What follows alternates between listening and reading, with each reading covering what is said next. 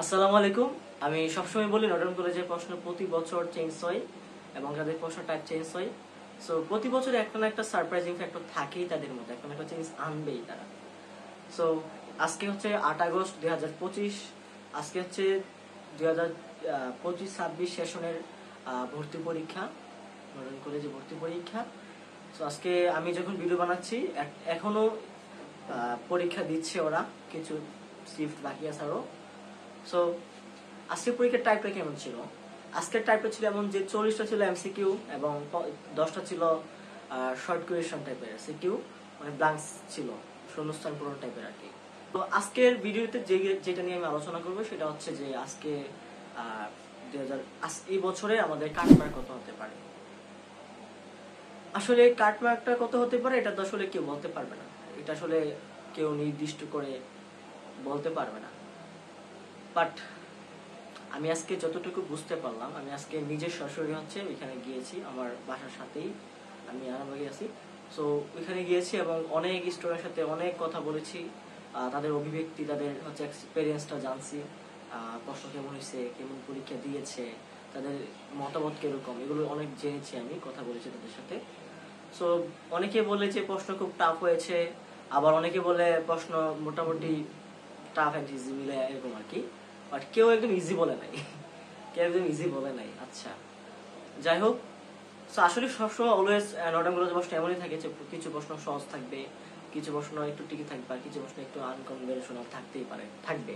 So এইরকম, এটাই স্বাভাবিক হওয়ার কথা। সো এবছর এমন হয়েছে। সো সবার সাথে কথা বলে যতটুকু আমি আন্দাজ করতে পারলাম যে এবছর হয়তো বা কাটমার্কটা 70 থেকে 75% হইতে পারে।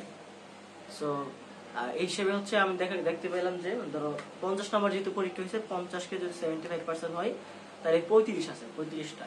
তার মানে কেউ যদি 35-এর উপরে বা 35-এর উপরে যদি কেউ আনসার করতে পারে ভালোভাবে, একদম অ্যাকুরেটলি, তার চান্স পাওয়ার সম্ভাবনা অনেক বেশি। যারা একটু কম তারা হচ্ছে সম্ভাবনা নাই যেমন না, চান্স হইতে পারে, বাট এটা বলতে পারি না, তবে একটু কম সম্ভাবনা। বাট যারা 40-এর উপরে চান্স, মানে শিওর আনসার করবে, তাদের সম্ভাবনা খুবই বলতে খুবই বেশি। সো যারা পরীক্ষা দিয়েছো এবং যারা পরীক্ষা দিবা, সো কোনো প্রেশার নাই, নেওয়া দরকার নাই। যা দিয়েছো, যা দিবা এটাই হবে, প্যারা নাই। চান্স হইলে তো আলহামদুলিল্লাহ, খুব ভালো। আর চান্স না হইলেও কোনো সমস্যা নাই, তুমি যেখানেই থাকবা, যেখানেই পড়বা, সেখান থেকে বেস্ট ট্রাই করবা। আর তোমাদের রেজাল্ট হইতো বা আজকে যেহেতু 8 তারিখ, সো 12 তারিখ সম্ভবত দিবে, আগস্টে 12 তারিখে দিবে রেজাল্ট।